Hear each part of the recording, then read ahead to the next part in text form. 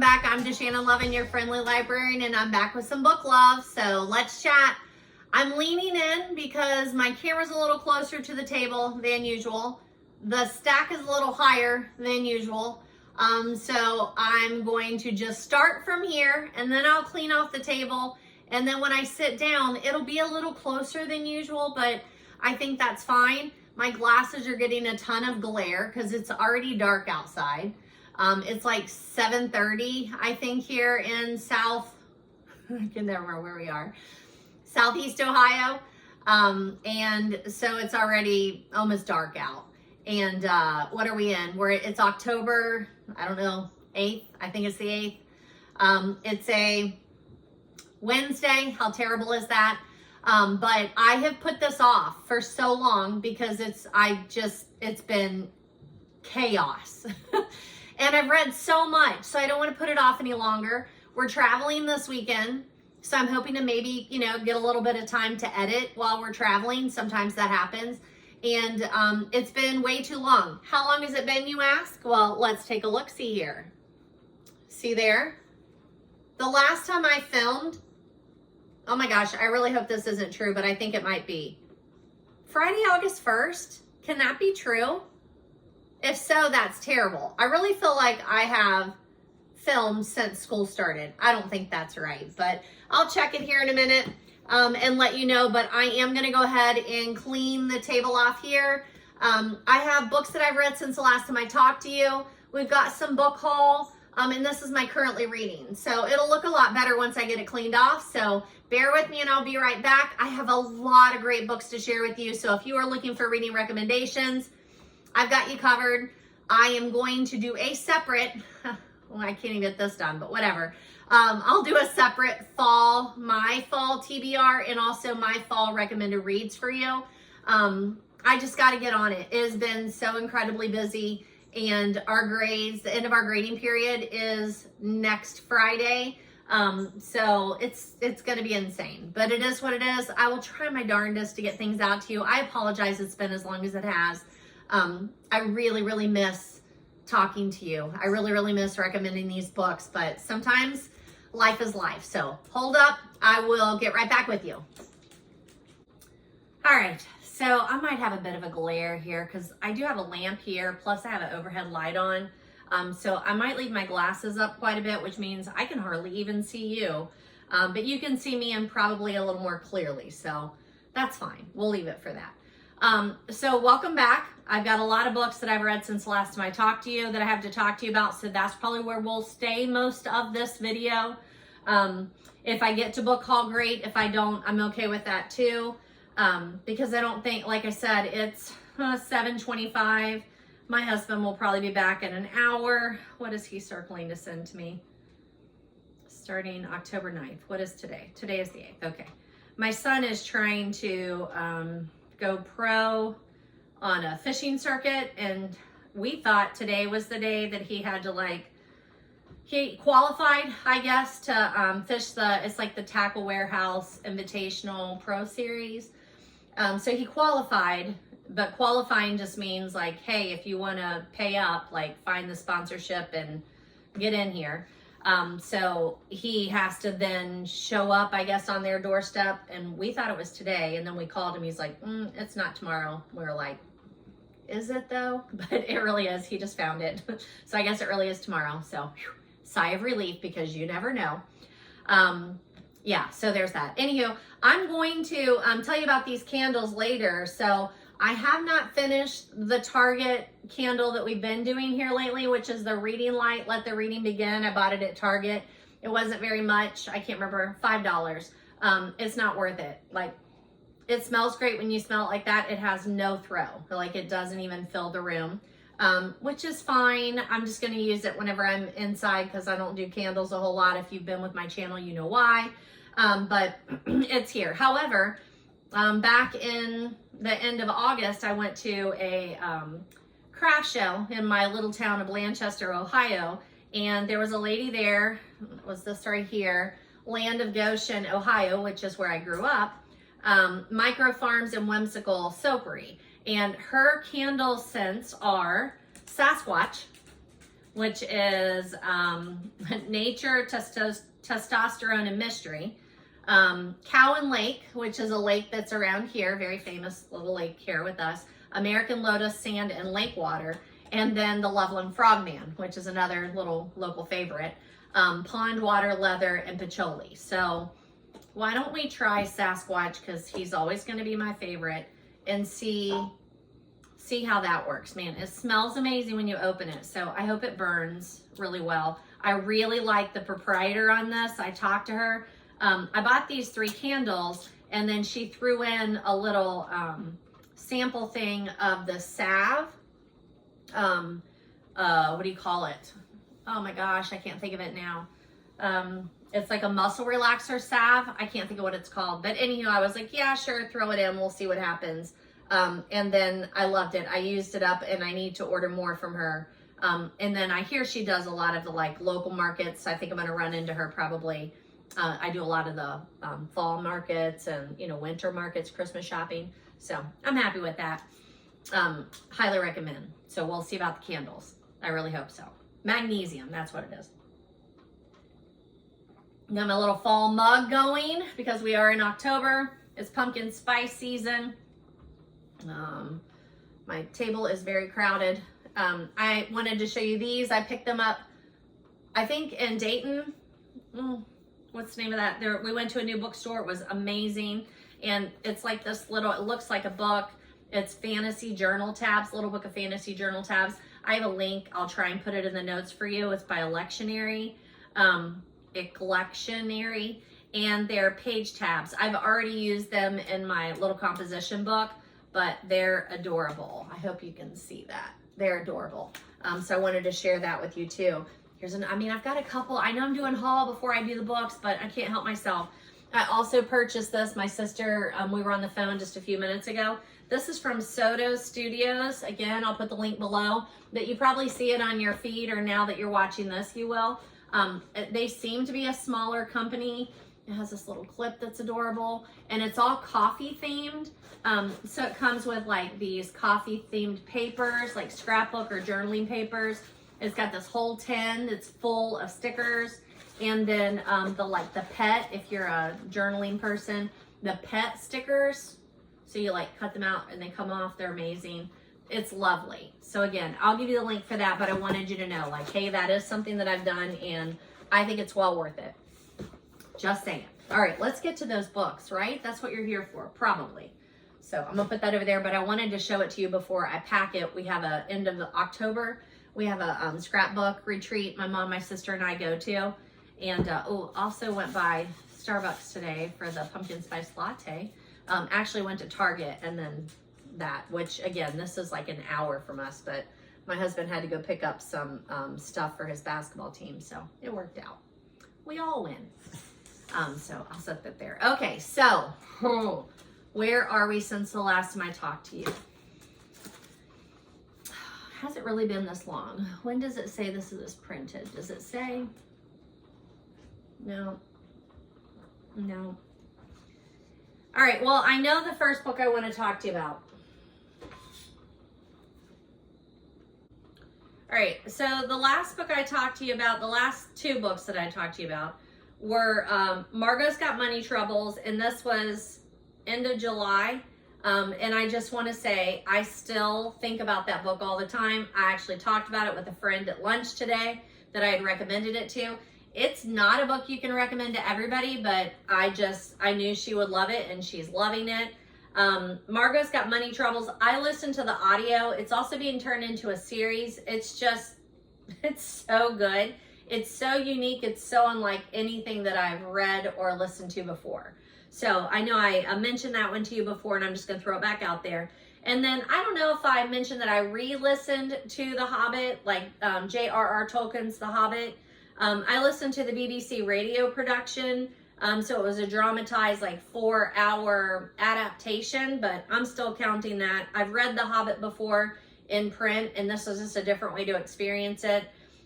We chose this as like our all classroom read last year. And I think there's a big spider on my wall. No, I think it's a mosquito because the door's open and it shouldn't be, but whatever. It's a beautiful sunset out tonight.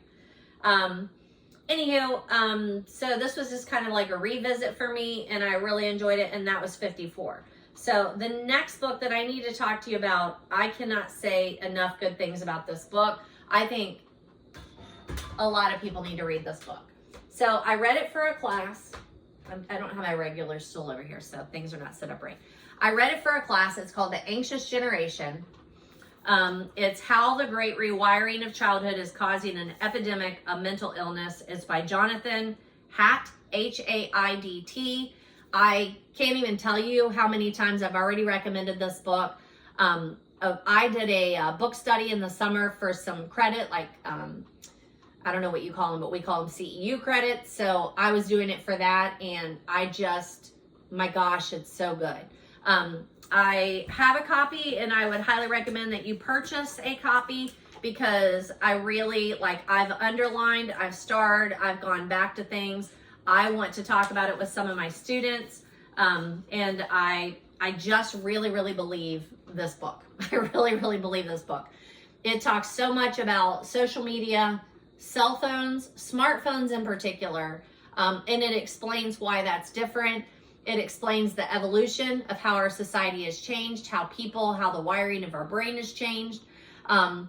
In the state of Ohio, and I think a lot of states across the United States, we are shifting to mandated schools without cell phones. Our school did it starting at the beginning of this school year. And, after teaching for over 30 years, I thought this was just going to be like constant fight. It was going to be awful. The kids were going to gripe and complain. They don't. They don't. If anything, I've had more conversations with kids about how relieved they are that the expectation for their phone to be on them and for them to be constantly accessible, it's relief. So I don't know. If you would have talked to me this summer, I would have said it's going to be so hard. And knock on wood, it has not been hard. It's been a relief, and I love it. So I hope it continues. This is a fabulous book. It's nonfiction. It's heavily researched. It's heavily footnoted. It's timely. I think it was. I'm pretty sure it was actually published in 2024. But my gosh, parents, grandparents, teachers, educators, youth ministers, anyone who has contact, influence, or any decision-making power over anyone, teenagers, children, you need to read this book. Listen to it. I mean, I'm guessing it's probably a pretty good audio even. The thing is, it's heavily, got a lot of statistics in there, so I don't know how it would come across as audio, but if that's the only way you're going to get to read it, then just go ahead and do that, because it is well worth it. It is a must read. My book thing's out of the screen this time, but it is what it is. We're fine. It's fine. I could put it right here. I could do that for a little bit so you can see it. How's that? I could move the plant, but I don't want to. So it's a must read. Everybody should read it. I don't think there's anything in here that you're going to be so shocked, right? We know most of what's in here. It's just stated very well and backed up with research. There's some surprising things to me. My son was born in the late 1990s. I was raised in the 70s and 80s. So we didn't even get our first cell phone. My husband and I didn't until I was pregnant with our son, because I was also taking college classes and driving back and forth to a college during that time, my master's classes after I was working all day. So we were a little concerned that I was going to get stuck on a back road somewhere. So yeah, so much is in there. It talks about how technology has changed us. Smartphones have changed us.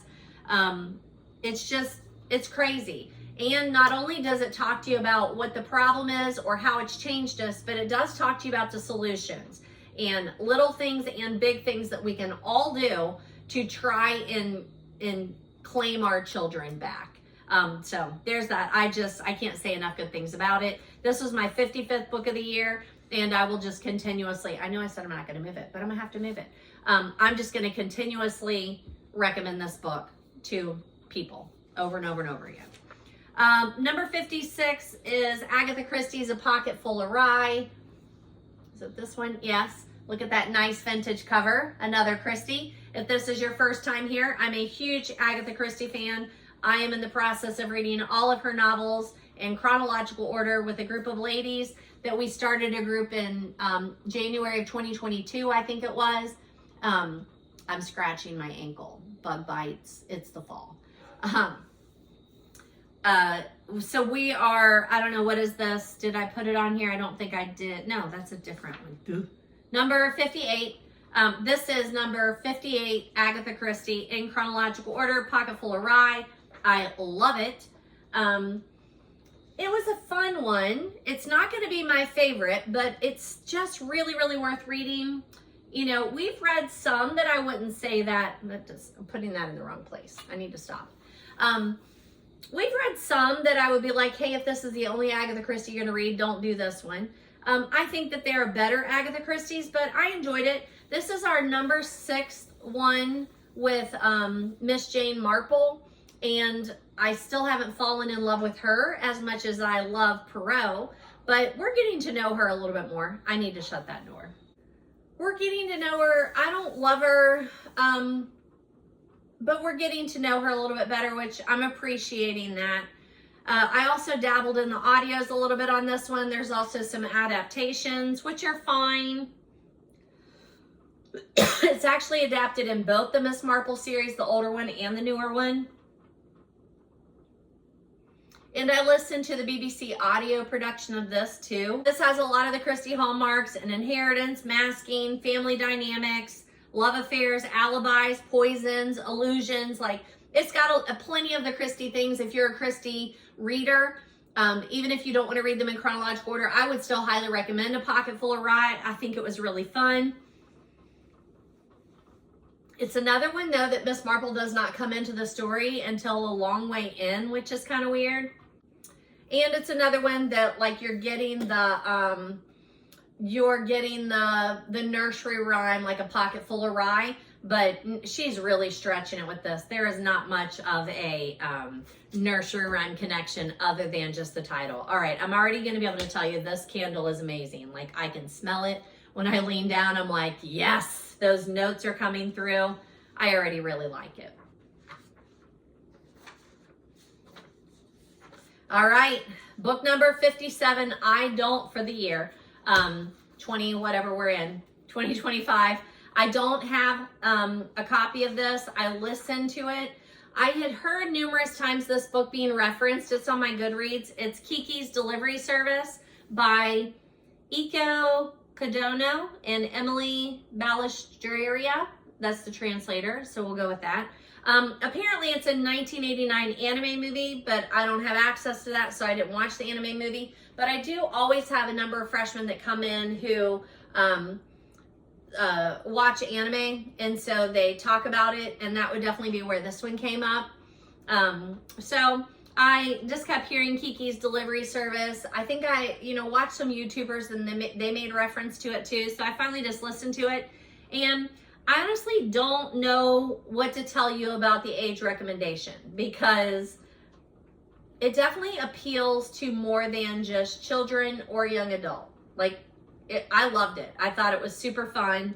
The audio probably lends itself more to the 10 to 15-year-old-ish range. So I almost didn't stick with it, but then I just couldn't give it up. I just really enjoyed it. It's a cozy family. It's a cozy fantasy. That's probably the genre that I would choose to classify it as. Not a cozy mystery, not wholly a fantasy, but more like a cozy fantasy. And then also because it's got that anime tie-in, then probably more young adults than anything. But if you missed it like me, as a young adult, like you just missed it, I think it's worth coming back to as an adult. That's Kiki's Delivery Service. Okay, so number 58, I could have sworn to you I've already talked about this book, but it's not in my record, so I've got to add it in there. So I made it number 58, but I read this back in June. I took it to Florida with me. It's Pink Palazzo by Kiki Astor. I picked this up at a free little library back in the spring sometime, and then I just held off to read it so that I could take it to Florida. And it's a beautiful book. It's indie published by S. Palomorium, or Spalomorium maybe. You can tell it's a small, either small press or independent press. It is copyright just by the author, Kiki Astor. It's a Palm Beach romance. It's definitely a romance. Not really that spicy. I enjoyed it. I don't know that I enjoyed it enough to continue reading the series. I think I also either thrifted or picked up the second one in the series. So I'll think about it. It's an easy summer read. I would say that. It was perfect to take to Florida, dip in and out of on my way, to the pool or the beach or that sort of thing. Lounging, not on my way, but lounging at the pool or the beach. It had enough surprises that I felt like I wanted to continue reading it. I didn't want to give it up.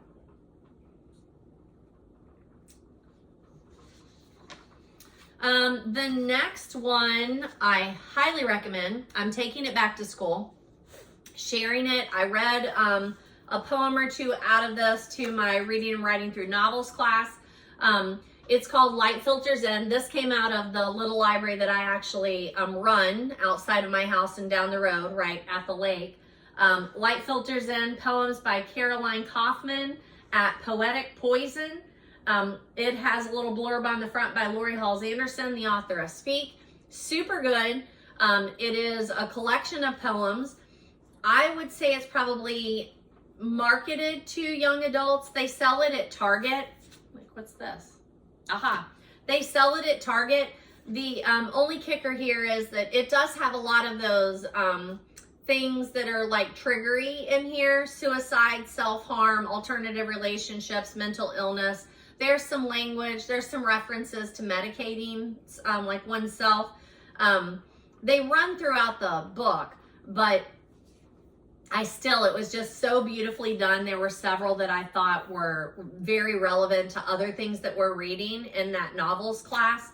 And even with my regular ed kids, I think that there's a couple in here that I have kids that are writing poetry that are on par to appreciate this kind of poetry. So I will have it on my desk certain times of the year for those kids who show that interest in it, but it's not one that I will probably just like put out there for somebody just to pick up not knowing what it is. It's super, super good. And this one I'll pass on. I plan to borrow it, read it, and then put it back, but because there's several people that I want to pass it around to, I'm sure I'm just going to pass this one on.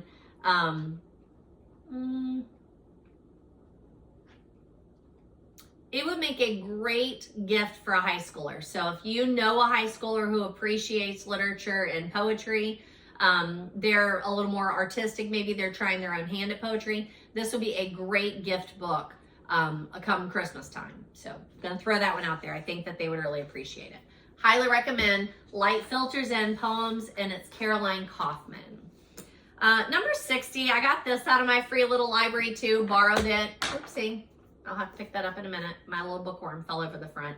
I don't know how you want to say it. Toujours, Provence, Peter Mayle. There's this one, and then somewhere here I have the extra books. After I read it, I thought, I recognize this guy's name. I think I have, and his the illustrations that are in here. I'm like, God, that looks really familiar. So then I looked, and sure enough, I had another book by him. It's going to be here in the mix somewhere. Do I have it on here? I might. The second Pink Palazzo, the Kiki Astor. The second book in that season is called Low Season in Saint Tropez. And then the one that I have by this one is called A Dog's Life. So I think I'm going to have that here somewhere to show you here in a minute. But that'll come back up here in a minute. And that's on my to be read list. And I already had it. But look at the cover on this. It is so fun. This was a fun read. It's a memoir. I would even call it a food memoir. I actually got it because I thought I would read it and pass it along to my cousin Deb, because I think this is the kind of book that she also really likes. But then when I messaged it to her, she was like, yep, I've read that. So I don't need to pass it on to her. It's really fun. It's funny. It's a food memoir. It was easy to read over the course of a month. I didn't read it like cover to cover, like only reading that book. It was funner to pick it up and lay it down when I was more in the mood for it. Apparently it is a part of a series and not the first one in the series, but you could easily catch on. Like, I only know that like after he said a couple things, I'm like, it sounds like he's already told this story somewhere else. And he had. Yeah, it's light, the fun characters. I'd like to spend more time getting to know them, so I would continue with this series. That was my 60th. Number 61, if you've been here at all with me, you know I'm reading Agatha Christie, but I am also reading these Murder, She Wrote books. I have watched the Murder, She Wrote series like intermittently, like throughout my life. I've always watched the Murder, She Wrote series. I really, really enjoy it. It's like a comfort watch for me. And then a few years ago, I went back and watched them from the first episode and watched them in order. So much so that I got to like December and they announced they were gonna go off of whatever platform they were on. And so like I just binged the rest of them and watched all of them. And I really, really enjoyed that. And then I discovered that they are books. And the books are based on the TV show, not vice versa. And they're just so enjoyable. So if you like the series, you would love the books. It very much plays in my head just like I'm watching the series. Some of them match up, but most of them don't. The one that I read was A Palette for Murder. It's the 7th one in the series. So I did go, like I had read 1 or 2 and then I'm like, go back and read them all. Then I went back and read the first one and came through. I like them on audios too. The kicker is my library doesn't cover. They don't carry most of these audios. So right now I'm just reading the little cheap paperbacks and I like them. I think these are super cute editions. I like that they have Jessica Fletcher on the front. I like that it says that Jessica Fletcher is writing these since she's an author in the series. I just really, really enjoy it. George Sutherland comes up again in this particular one. Their relationship really doesn't progress in this one, but he's mentioned they talk, they have, they continue their friendship, but their possible romantic relationship does not continue.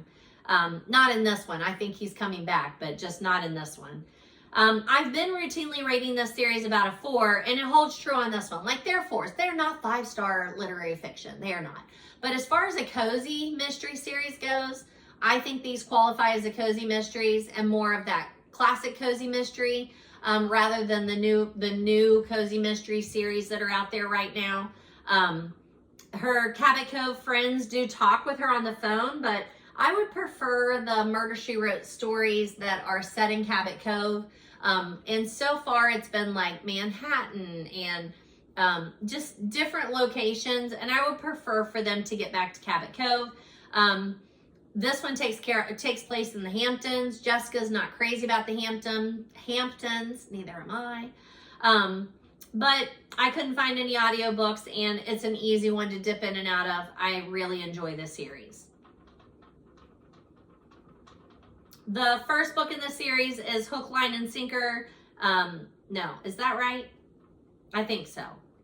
My first read was Hook, Line, and Sinker. No, I first read it back in 2018 and then realized that I wanted to go back and start at the very first one. So there you go.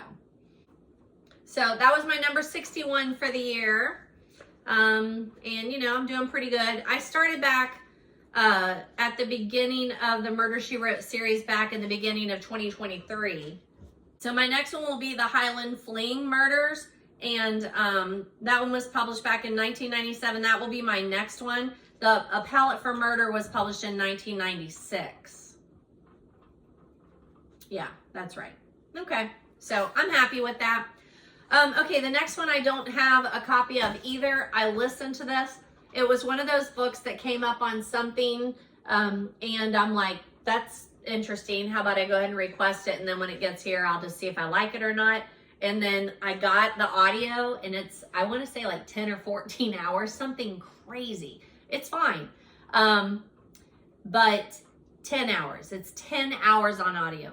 It's The Sisterhood, The Secret History of Women in the CIA. It's by Liza Mundy, and she is the one who reads the audiobook. Should she read her own audiobook? Probably not. But I still listened to 10 hours, and I did not want to ever give it up. So, not the most engaging or talented audio book narrator, but the content was so riveting. I just really wanted to listen to this. So, I would say stick with it. She's a bit monotone. You get used to her. It's talking about the important story of women in the CIA, their history coming through. And, you know, sometimes I get a little tired of like the, you know, women empowerment stories. But then I remember that I'm benefiting from them and that it is my responsibility to know my own history. So that's why I keep coming back to them. And I'm so thankful when a book like this comes along that tells me what I know I need to know, but it also makes me really, really want to know it. So I really appreciated it.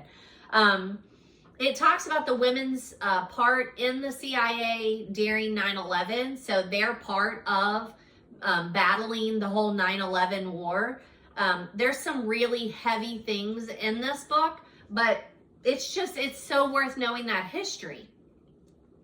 I did finish it in a week, even though it's a long one, because it really does sound like a story. She's telling you the story. You really feel like you're like sitting down to coffee and her saying, hey, did you know? And then just goes on for 10 hours and the whole time you're like, really? Like, that's crazy. Exactly. It really is. It's not just a listing of facts. I highly, highly recommend it. That's The Sisterhood, The Secret History of Women in the CIA by Liza Mundy. My number 63 I read because I knew it was coming onto Netflix. I still haven't watched it, but it's The Woman in Cabin 10 by Ruth Ware. I've had this book forever, and I just haven't made it back to it. I've read a couple of other Ruth Wares, and just like the other one, the Provence one, I think I have more books to show you by that particular author. I think they're down there. And I will bring those up here in a minute and show you some of those that are still on my to be read list. But Ruth Ware, I read her The Lying Game in January of 2018 for our book club. I didn't love it, and I feel like it was very similar to this one. I didn't love this book. I think that's probably an unpopular opinion. I think most of the people that read Woman in Cabin 10 loved it and then read all of Ruth Ware. Same thing for The Lying Game. Like, our book club loved it. I read it, I liked it, I enjoyed it. I didn't love it, and it didn't make me want to read all of her books. I really want to read the one that's got like that dark, In a Dark, Dark Wood. I have a copy of it. I think it's a paperback, if I'm not mistaken. I want to read it. I want to love it. I have a feeling that I'm going to feel like these books, like Lying Game and Woman in Cabin 10, where it's good, I'm reading it, I don't love it, but I like it enough to finish the book and be familiar with the story because I know that it's a very popular book, right? I also have The Death of Mrs. Westaway, Turn of the Key, and The It Girl. I listened to an interview with her on the All About Agatha podcast, I think it was. I'm pretty sure that's the one that I listened to. I listened to her interview about The It Girl, and I don't know. I'm not sure I'm buying what she's laying down. I'm not sure I'm picking up what she's laying down when she says she is not leaning heavily on some of those classics and retelling some of those stories. I'm not sure about that, but it's fine. It's fine. I enjoyed it. If you have a recommendation on which one I should read next, Death of Mrs. Westaway, In a Dark, Dark Wood, The Turn of the Key, or The It Girl, I think I have most of those, so feel free to tell me which one I should read next. Her books just get so much hype. Like, I fall for it. I fall for it. And then they get turned into movies, and then I feel like I have to read it if it's going to be a movie because I know people that have read the book. So now I'm going to know more people that watch the movies and read the book. So I've got to, as a literary person, keep up. That is who I am. I am a follower. I will get on board. That being said, I think I read it in like a day. In the summer, I think I read that book in a day at the pool. I'm pretty sure. So, you know, got up, started it. We hung around at the pool. We ran around a little bit, came back, read it at the pool, went to bed that night, and I read it until I finished it. So seriously, I can't tell you I didn't like it. I finished it in a day, but I didn't love it.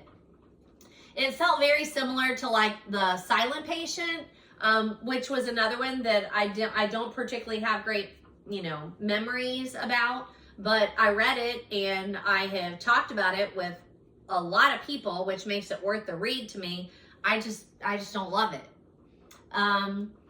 It's also very similar to like The Girl on a Train or Verity. It would be Verity without the sex. This is not a like sex-filled novel. It is more of that thriller. More suspense even than thriller, but not my favorite, but I'll try whatever someone says is her best and see about that one. So that was my number 63.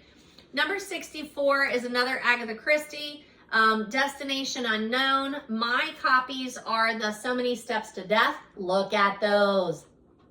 Aren't they beautiful?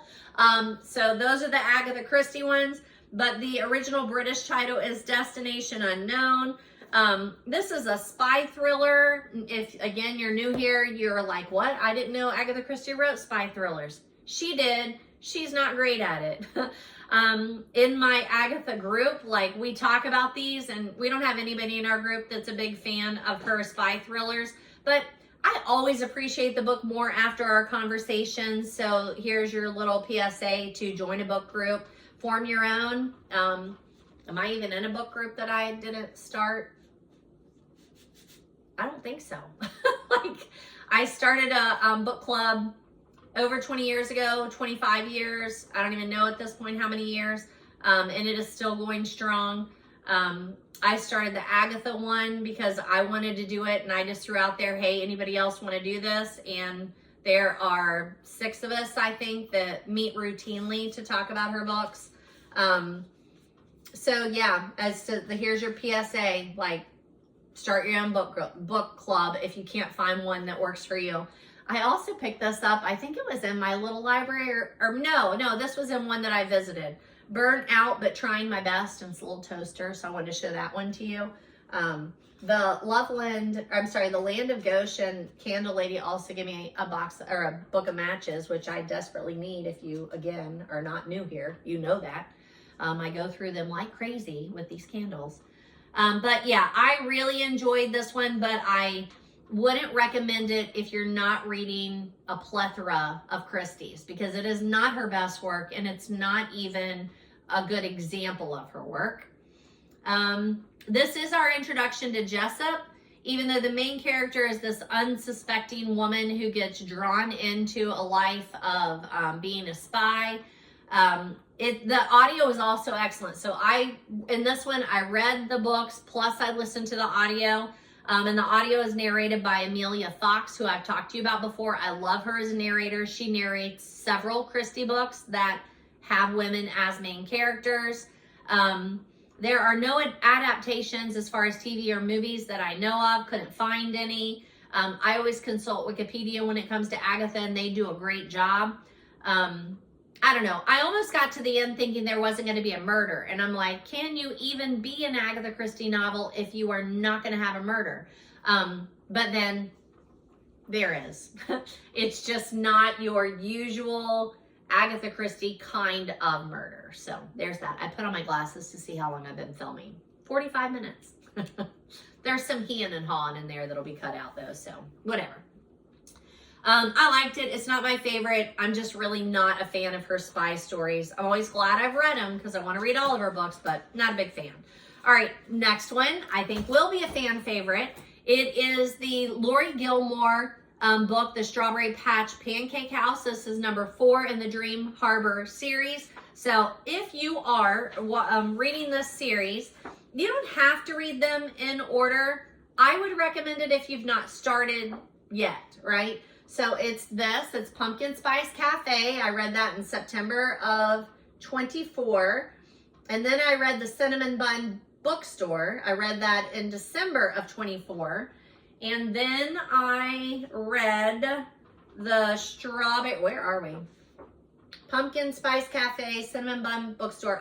Christmas Tree Farm. I did that also in December of 24. And then this one I read in September of 25, The Strawberry Patch Pancake House.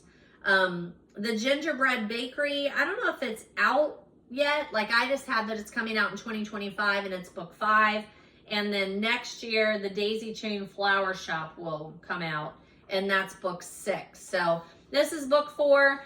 I will read all of them in this series. I think they're very well done. I think I've rated them all. I think I've rated them all a 5. I don't know why. On Goodreads, like, you rate them and then it doesn't show up like on my papers. I don't know why. This is a series that looks like it's a Hallmark series, a Gilmore Girls series, and then when you're reading them, you realize that they're spicy. So here it is. I'll show you this since I don't have it. They are spicy. Moderate to upper spicy, I would say.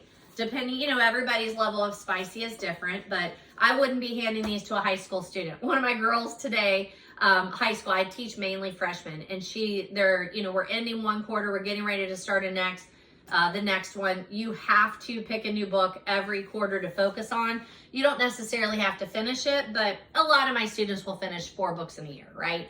And this is one of my general students, and what did she read? We were writing our essays today. I can't remember what she was reading, but whatever it was, it was a good choice for her. And she said, "Oh, Miss Lovin, I think I know what I want to read next. I want to read It Starts With Us." I said, "Are you sure?" And she said, "Yeah, I think that's what it's called. Or is it It Ends With Us? I think it's that. It's one of those." And I said, "Huh. That's not really what I thought you liked to read." And she said, "What do you mean? What is it?" And I said, "Those are really spicy." She's like, You mean like smut?" I said, yeah, they really are. They're 20-something year-old characters, and they get a little smutty. And she said, "Oh, wait, I don't know. Is that not the book I'm thinking of?" She was like, let me Google it. And then she's like, "No, this is the book I'm talking about." And it was We Were Liars. I'm like, totally different book. Highly recommend you read. Highly recommend you read We Were Liars. Do not recommend Colleen Hoover for you. And she's like, "Oh, okay." Oh, another girl said, "I'm looking for a book. Can you get it for me?" And I'm always like, "Absolutely. What do you need?" And then it was some Colleen Hoover book. She didn't call it Colleen Hoover. I think she called her Hover or Hover something. I'm like, "What now?" And then she showed it to me. I'm like, no, I cannot get that for you. You can read whatever you want to, but that is not one that I would have here. That is not meant for our age group. It's like, God love them. I'm not going to be censoring what you read, but ask your mother. We'll go from there. But highly recommend the Dream Harbor series for 20-somethings and older. How's that? All right, so let me find my way here. That was number 64. So what's 65? No, that was number 65. Strawberry Patch Pancake House is number 65. I didn't really completely talk to you about that one, so let me give it a minute. I rated all of the Dream Harbor books 4 or 5, and this is, I just heard a conversation, I think it was on my book group that I tune into most Sundays. I'm pretty sure it was on that. They were talking about how a lot of them also, like, it's a cozy mystery series, but why is this? Am I empty? A lot of them read this series too. This is not a cozy mystery series. This is romance, small town romance, but it's got some spice in it. And they were discussing how it is rated so differently on Amazon or Goodreads. And whichever it was, the thought was people look at that cover and it looks fun and cozy, and then they get the first one and they read it and they're like, that is not what they were thinking. And so that's why they think maybe the rating falters so much. And I would agree with that. Several of them also did not like the Christmas Tree Farm one, which I do highly recommend. I think that you would like it better if you read some of the other series first when when you're doing that, because I think it's like number 3, if I'm not mistaken. Because if you start off with the pumpkin spice, if you start off with Pumpkin Spice Cafe, you love the town and the characters. Then you read the Cinnamon Bun Bookstore, and it's super cozy and fun. By the time you get to Christmas Tree Farm, you want Christmas vibes, and you get Christmas vibes, but the main character, who is a girl in that one, she's more of the grouchy one in the couple, whereas in the other ones, it's usually like the girl is all like, unicorns and rainbows, and then the guy's the one that's like grumpy sunshine. So I think that one's a little harder for people to like, but by the time I read number 3, I'm like, I'm all in. I'm going to read whatever you write, and then we'll go from there. So I rate them, 4 to 5, even though not like 5 literary scale, but just like, I just loved them. I wanted to read them. I wanted to get to the end of them. So yeah, easy for me to read. This one again, very much delivers. I completely admit that I fall for the covers. They're beautiful covers. I don't own this one. I listened to the audio. The audios are great. Did I listen to the audio on this one? Yes, because this is a weird one. So the narrator, I think I read the first one like in print, right? I'm pretty sure I did. I think I bought it and I read the first one, Pumpkin Spice Cafe, last fall, like in print. And then I requested from my library the ebook and the audio, and the audio came in. And when I was listening, I started listening to it. I'm like these are 20-something characters, and this lady sounds like she's my age. Like it's a weird choice of narrator. Well, she has completely won me over. Any of the audios that I listen to, sometimes I'll listen to the audio like to reread it before the next one that I start, like if there's too much time in between. She's completely won me over. She is so good at the voices. And in this one, in the Strawberry Patch Pancake House, there's a little girl, and she does that little girl's voice. And sometimes when narrators are doing a little girl's voice, I hate it. And she does such a good job going from a guy's voice to a girl's voice to a little girl's voice. It really works. I like that the Goodreads page adds the tropes: grumpy sunshine, found family, happily ever after, spicy, opposites attract, forest proximity, he falls first, and one bed. I just think those are all great tropes to throw out there. I think they're very, very well done. I do think these are adorable. They do get very spicy, and when they do, if that's too much, you can skip the spicy parts and still have a good half of a book usually of, no spice. Maybe some anticipation, but really no spice. And you could listen to them that way too, or you could even read them that way. So I think they're super enjoyable. It makes me want to read it every day, any chance I got, and I will continue the series for sure. It has very Hallmarky vibes up until you get to those spicy scenes. It has a lot of the Hallmarky, hallmarks, like the overheard conversations, accidentally seen paperwork, someone leaving a relationship because of a misunderstanding, people running businesses that barely make any money, people that seem to never go to work. I enjoy all those tropes. I realize they're fiction, so I don't fault these, books for having that in there. I'm going to, immediately read this next one, and I really, really like it. I can't remember exactly which characters specifically return in this one, but names like Jeannie, Logan, I know Hazel and Noah are mentioned in ones I've read before, and they're back, as do Kira and Bennett. This is Kira's employee story. Kira from the Christmas Tree Farm. This is her employee. It's her story. I just really, really enjoy them. I think they're super fun. I was seeing my phone was yelling at me, and I was looking at it for why. Okay, that's fine. So that was number 65. All right. Number 66 is this Lightning in a Mason Jar. We read this for my book club. It's by Catherine Mann. I waited, I kept trying to find it. My library didn't have it. I couldn't get it on ebook, couldn't get it on audio. So finally I just ordered it from Amazon. And it's fine. Like, I looked in a couple of bookstores to see if I could like buy it from an independent bookstore that I was visiting. I couldn't.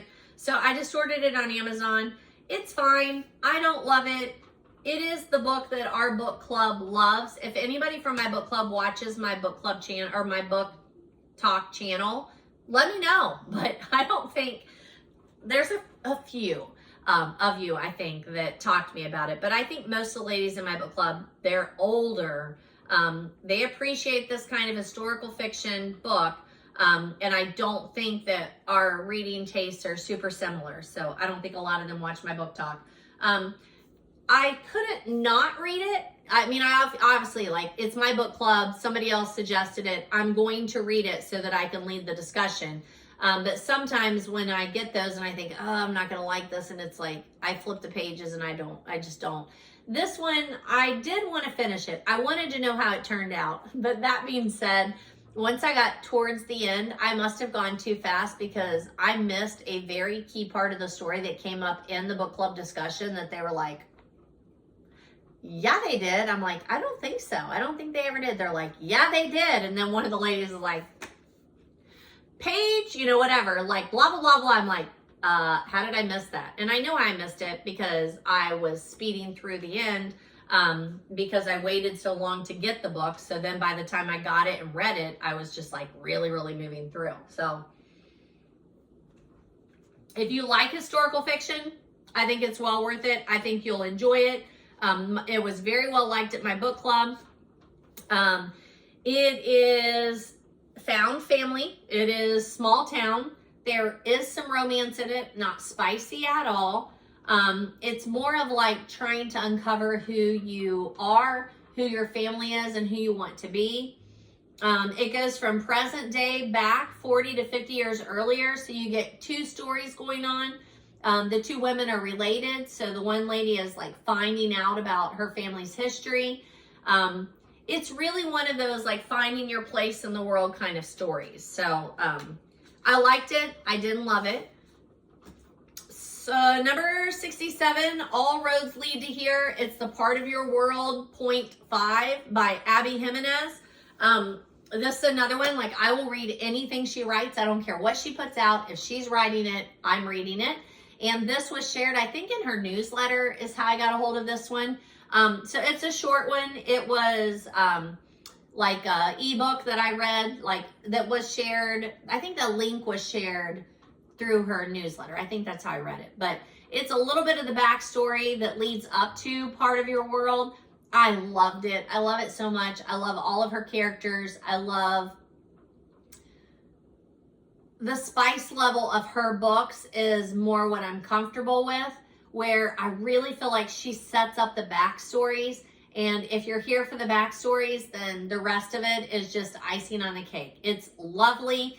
This is an origin story for Nikki and Derek. You don't really know that when you're going in, even though Derek has the same name, it takes a while to remember who Derek is with in Part of Your World. So it's just super fun, packed with good backstory, origin story, full development. If you're an Abby Jimenez fan, don't miss this one. I would think you could track it down. It's probably attached in her newsletter still, I'm guessing. Number 68, I have recommended this series to you. So if you are with me and you still haven't read the Mayle series, get to it. The Max Tudor series by G.M. Mayle. Now is the time. Like, get to this series. I love it so much. So the first one is Wicked Autumn. So now is the time to start this series. The audios are great. It's just go into it knowing that it's not a cozy mystery. It's a modern mystery, and it's complicated, right? So it's a little harder to follow than your regular cozy mystery. If you're like me and you put those on to do the laundry and the dishes and your whatever around the house, they're a little harder. They're books that you want to read if you are, taking a long drive or, I don't know, you have to be able to concentrate on these. The first one is Wicked Autumn. The second one is A Fatal Winter. The third one is Pagan Spring. The fourth one is Demon Summer. You see what I'm saying? So if you start one now, every season you can start a new one and go in order. Then the fifth one is Haunted Season. Sixth one is Devil's Breath. And then this one is In Prior's Wood. So this one is not as seasonal. I feel like it might even say though that it starts off in September, but I could be wrong. But it's not as seasonal as the other ones, but just as good. I love the Max Tudor series. I think it's so well done from the very beginning. I highly recommend you read these in order. Max's backstory, you need to know that. And if you are skipping around and then you go back to the first one, you're going to be like, where's Rowena? Like, what's happened here? You miss out on his development as a character with his relationships and such. There are a lot of allusions in probably all of the books now that I think back, but this one has a lot of allusions to the Bible. And to my delight, a lot of Agatha references and allusions. They talk about Agatha's Absent in Spring. It's just such a satisfying read or listen. This book is it's fabulous. They also poke a little fun at cozy mysteries in this one, which I think is funny. It's not a cozy mystery series. It pokes fun at it, but I do feel like in a very light-hearted, fun way. Like, I don't think they mean anything. They mean no harm.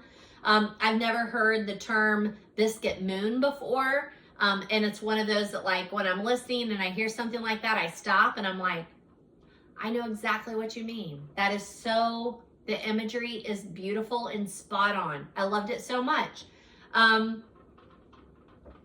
Let's see. The setting, Nether Monkslip, I feel like it really exists. I love it. And sometimes the books are, Monkslip adjacent. They don't happen right in Nether Monkslip, and that's fine. Sometimes,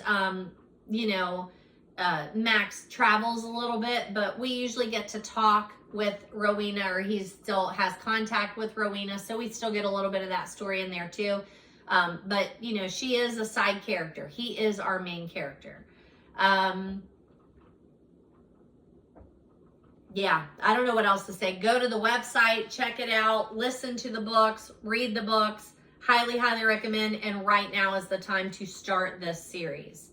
The next one, I don't highly recommend, but I always tell you the ones I read. So I read Maggie Sefton, Skein of the Crime. It's a, cozy mystery. It starts off, and I knew like a couple of years ago, I think I saw that the first line says early August. And so I always like put it on my seasonal list to start it in early August. Most of the story takes place mostly in September. I've read another one of hers, and just for the second time when I read this series, I'm just like, I'm done. If I have any more books by her, I will pass them on. I'm not interested in that particular cozy series. And, it's all a matter of taste. I totally get that.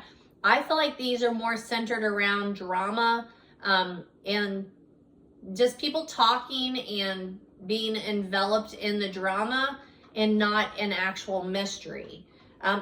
They fall flat for me.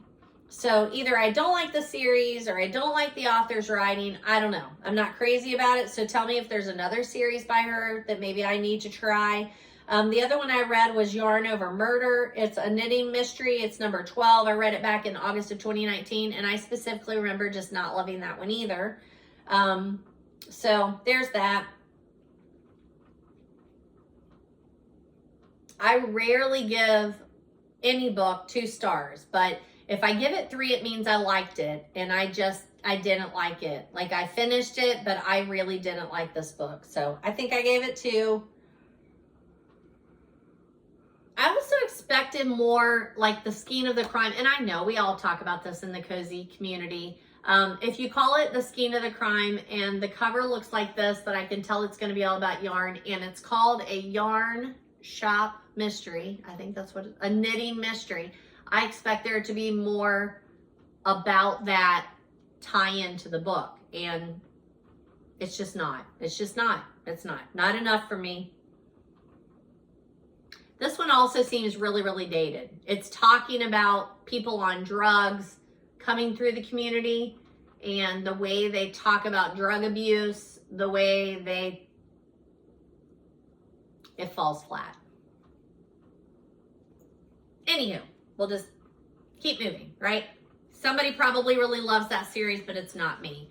My number 70 is another Christie, Hickory Dickory Dock. This was our number 34, Hercule Poirot. So I'm always happy to return to Hercule Poirot. And then this one is another nursery. I just keep dropping things. This is another nursery rhyme reference. It's another one that very little actually has to do with the nursery rhyme, which is fine. Is that this too? Yep, here's another really vintage. I love this cover. Look at Hercule down there. Is that not lovely? That's a pocket book, so I love that one too. And then I have this hardback one also. So I've got a couple of variations of that one. I usually look to see what I have, and then, is that the next one, 450 to Paddington? That's not right. Before Dead Man's Folly. Yeah, okay. I think that is the one I'm supposed to be reading this week. I look to see if I have different copies, and then I offer them out there to the people that are my Agatha group and my cousin to see if they want them. And then, I'll drop them in the mail or take them to book club or whatever. And then if other people have them, then I keep all of my copies. Some of them I do take and put at school. And for these, I need to take one down and put it in the free little library. I want to make sure that I'm always putting a copy of an Agatha in there too. I just haven't done that. And I need to do it. I just haven't done it. Yeah, so this is number 34, Hercule Poirot. This is our 60th book, reading Agatha Christie in chronological order. It was published in 1955. We always talk about if it's stuck in its time or if there are things that didn't age well. And so we've been having a lot of really good conversations with these books that were published in the 1950s. This one has been adapted into film. I also dabbled in the audios on this one. I didn't listen to the whole thing, but quite a bit. Lots of Christie hallmarks such as poison, masking, illusions. I didn't love it, but I didn't hate this one either. Have I hated any of them? No, not even the spy novels. But it's okay. It's just a bit of a stretch. The story isn't bad. It's just really overshadowed for me with some of the stuck in its time things, like some of the names that are shared, just some of the portrayals of people. I don't know. I couldn't get past we try not to judge her too harshly looking back. But sometimes it's hard to accept what's in there. And that's, again, this is where we've had great conversations in our club. So I'll just move on. I'm happy with that, but that's my number 70. All right. Is that the last one I read? Let me look. Yeah. The only other one that I would mention, and I'll try and pull it whenever I change this. My cousin and I have been doing Short Story Sunday, and I've been reading from a book that I'm almost finished with. So maybe I'll just save it for the next one. But that book is called Sometimes Magic, a collection of outstanding stories for the teenage girl. It's a vintage copy. Just some very well-known authors, St. Vincent Millay, Mansfield, McCullers, Louisa May Alcott, Willa Cather, not F. Scott Fitzgerald, but the girl, what's her name? Zelda Fitzgerald. I feel like that's right. So I'll just share that with you the next time, because I'm 2 stories from being finished. So I plan to take that with me. We're traveling this weekend, so I plan to take that one with me. So I'll talk to you about that one then, but I'm happy with that. I did also want to show you, I gave some of it away already, but I was at Target today and they still have these, so I will still let you know. It's What a Novel Idea, the vinyl stickers back in there's a little book section. So in Target, there's the books, magazines, and games and stuff. And then my Target, well, actually the last couple of Targets I've gone in, there's a little section that's specifically for book lovers. So it would be these vinyl stickers and mugs. It's where I got my reading light candle, right? So stuff like that. So that's what it looks like if you can see it there. This is $3.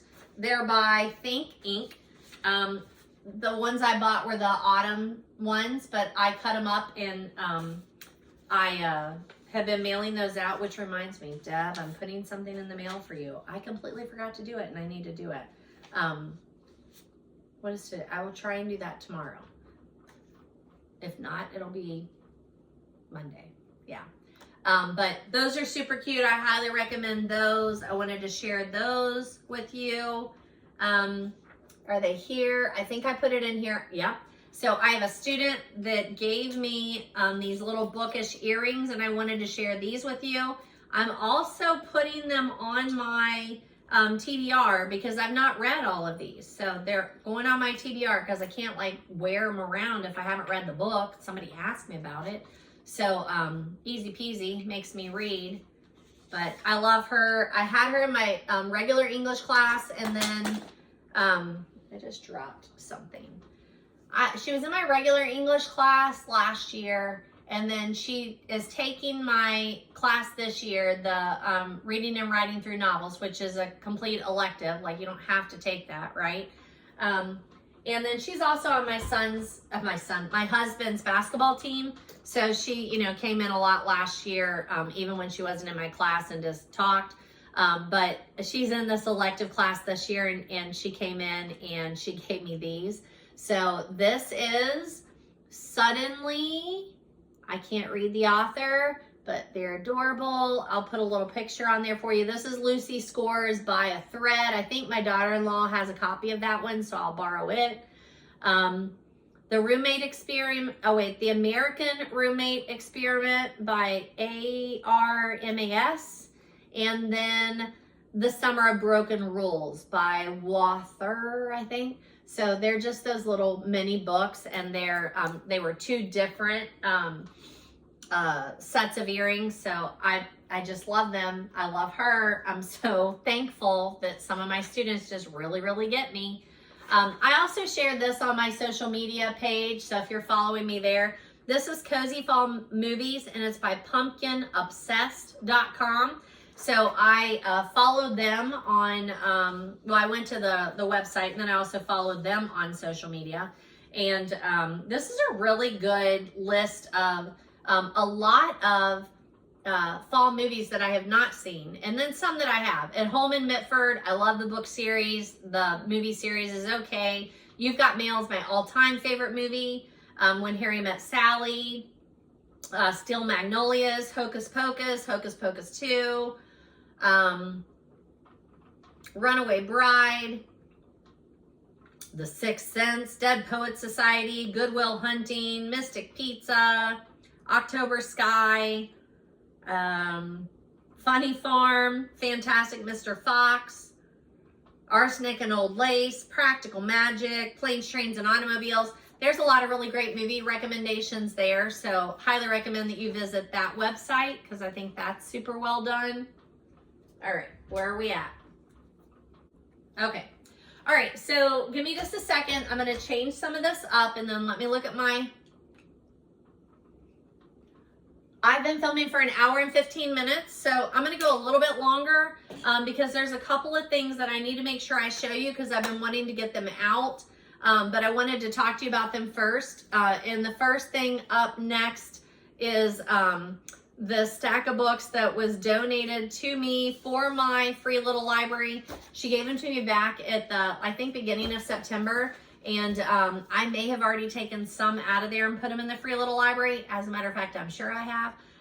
But I wanted to talk to you just about a couple of the books that she donated for the kids section because I think they're just ones that if you don't know, I want you to know about them. Okay, so give me just a second.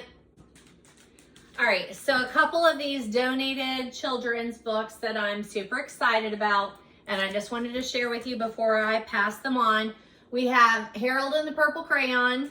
It's by Crockett Johnson. I'm sure you know this. They've turned it into a movie even.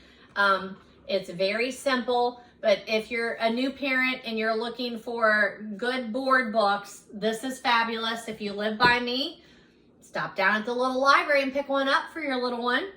I also wanted to mention Sandra Boynton. This one's called Doggies, a counting and barking book. It's also a board book, but she is an illustrator that I just absolutely love. So I wanted to show that one to you and highly recommend any of her books. And it's not really her titles that she's known for. She's known for very recognizable illustrations. We've got The Little Engine That Could. This is by Waddy Piper.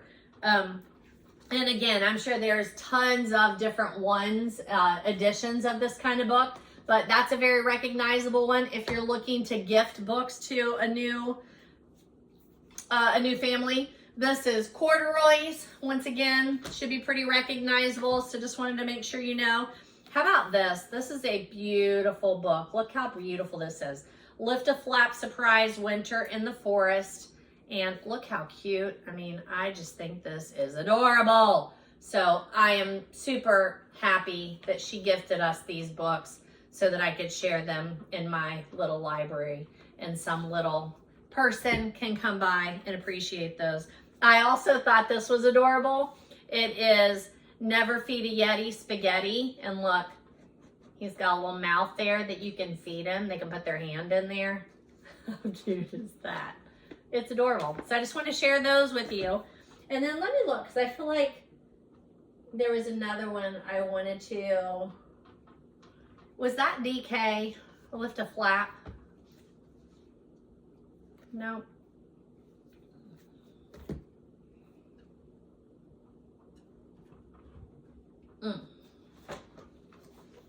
I also wanted to point out this, if you can see that. That is DK Dorling Kenderson Lee, I think is what it's called.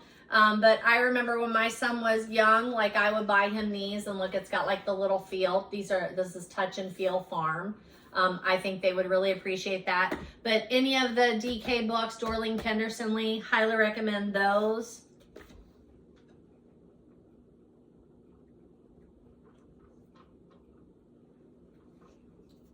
I think it's fun to do these Spanish ones with kids so you can see like both of them. So this is I Love My Daddy Because, Quiero a mi Papa Porque. I love my daddy because. So even if you're not great at your Spanish, I should be. I have a degree in it. I'm not.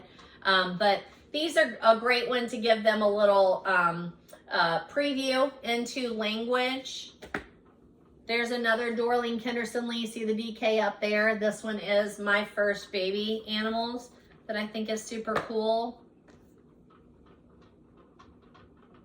So any tactile books, we just went to a wedding this past summer where the couple had already adopted a baby, and then they ended up getting the baby before the wedding. So that was really cool. And so instead of wedding gifts, they did a baby registry, and I bought every book they requested, plus a few more. But if you're that person that you're like, oh my gosh, I haven't been around kids in a long time, or I'm not sure what books to get, a lot of these are classic. They've been around forever, and they've been around forever for a good reason. But any board book for ages 3 and under, I think is a really good choice. Like all of these, I think, are board books, if I'm not mistaken. But she gave me a whole box of books down here. And I'm not going to show all of them to you, but I did want to point those out because those are good giftable books. But any tactile kind of book, like where the toddler can touch them, like those are really good. They go over well. Yeah, I'm happy with that. Let me see. I feel like I've got some other things to show you, so stick with me. Okay, so I already packed these. I think I forgot, but I picked up a copy of Thomas and Friends, like Thomas the Train, A Crack in the Track to send to my daughter-in-law this weekend. We're headed down there, so I have some books. She changed from like 3 through 5th grade to, I think, kindergarten through 2nd. So I'm trying to like build her library back up. I don't know, I think I already packed it, but one of them was it was by Carlson. It was called First Grade Here I Come. Preller, A Jigsaw Jones Mystery. The Case of the Disappearing Dino. A Judy Blume one, The Pain and the Great One.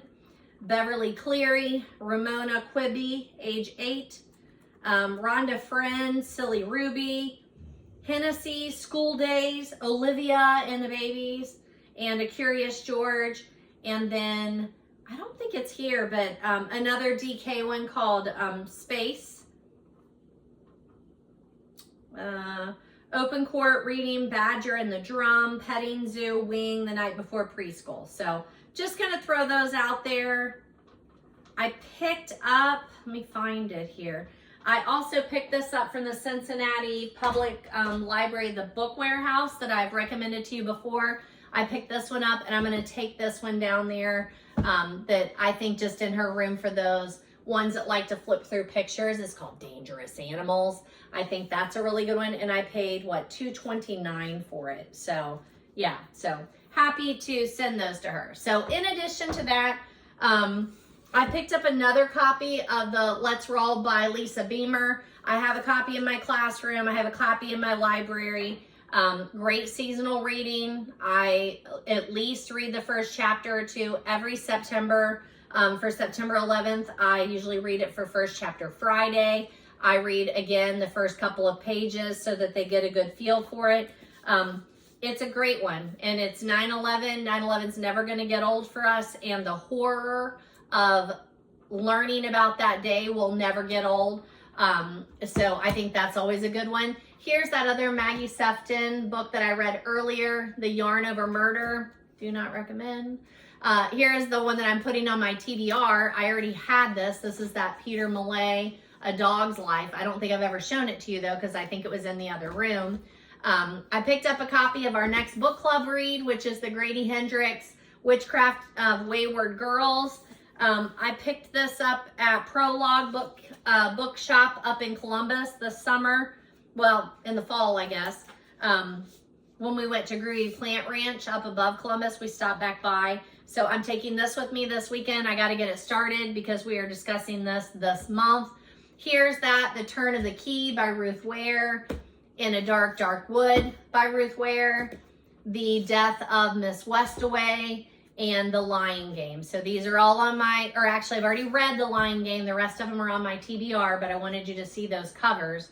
I picked this up in a free little library. It is this one. It is Long Live the Pumpkin Queen. It's got those great edges. And I picked this up because I was on the porch this summer and a young woman walked by. I recognized her. She walks around our neighborhood.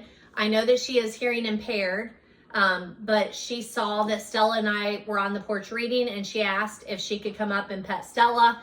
And we had a lovely conversation. Stella's like, "Are you talking about me?" She was like right here on her bed.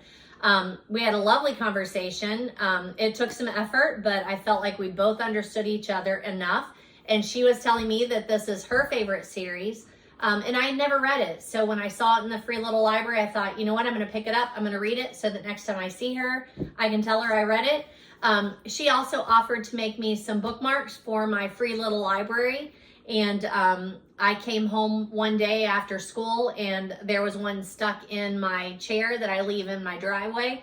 And I'm like, I bet I know where that came from. And then, a week or so later, I saw her walking and Stella was with me, luckily. And I pulled over and I rolled my window down and she gave Stella kisses and I thanked her for my bookmark. So I'm looking forward to reading this one too, but I have to read the Agatha Christie, the next one. We have a discussion this Friday night, not this Friday night, next Friday night.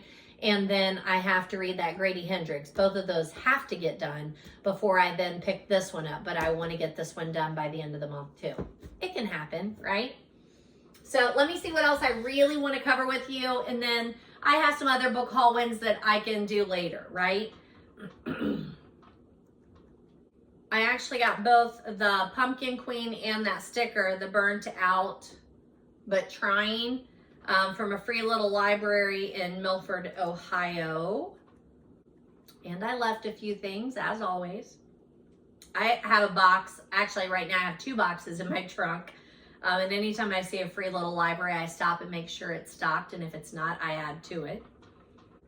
yeah, so that's it for like showing you the covers of ones. I wanted to quickly mention, if you've not watched Osmond's Thursday Murder Club, you should do that. It's very well done. I'm very happy with it. I read the first one, Thursday Murder Club, number 2, The Man Who Died Twice, number 3, The Bullet That Missed.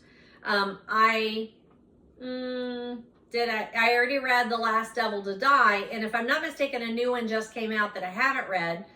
He also has another series that I haven't read that series, but the movie is very well done. I'm very, very happy with it. The Tonight Show mentioned that they were going to do a book club, and they're reading Richard Bachman's, Frederick Bachman's My Friends. He's the guy who did Beartown, which is on my to-be-read list, and Anxious People is being turned into a movie. Laura Dave, and I've talked to you about her the last thing he told me. I reviewed that book for you. There's a sequel coming out called The First Time I Saw Him. I listened to a great podcast about Chuck Hogan writing The Carpool Detectives, the story of 4 moms, so that's on my TBR. Taylor Jenkins Reid, Evidence of the Affair, is a short story that's available on Amazon that's been recommended to me, I think by my sister. Lucy Score's Things We Never Got Over is getting a TV adaptation. I can't think of what her first name is, but Fuller's Don't Let's Go to the Dogs Tonight, which I've recommended several times, it's going to be a movie in theaters. Henry's People We Meet on Vacation is coming to Netflix. Put that on your calendar for January 9th. When I'm talking about the Hendricks book, the other one that I read by him was My Best Friend's Exorcism, which was super fun in a very horrific way. All right, it's 9 o'clock. I have to go to bed. I have got to teach tomorrow. I've covered the ones that I really wanted to make sure I got to. I've been filming for 1 hour and 42 minutes, again, with lots of stops and starts. So I'll clean that up and get it out as soon as I possibly can.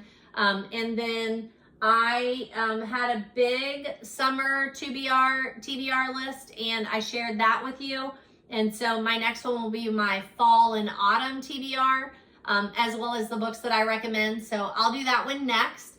And I also still have quite a bit of book haul down there that I just didn't get to, but I'll get to that next too. I'm not really in a hurry to do that. And I've made good copious notes, so I'll make sure to tell you where those came from. But happy reading. I hope you're getting to read. I'm reading quite a bit. It's just the sitting down and doing the videos and then editing that I haven't had as much time for. But I will. I promise I will. I will get back with you. I always love hearing from you. Let me know what you're reading. Let me know what you want to read, what you're looking for. Follow me on all my socials. I'm very bookish on all of my socials too. And comment below if there's something I can help you with. I'm always happy to be your friendly librarian. Happy reading.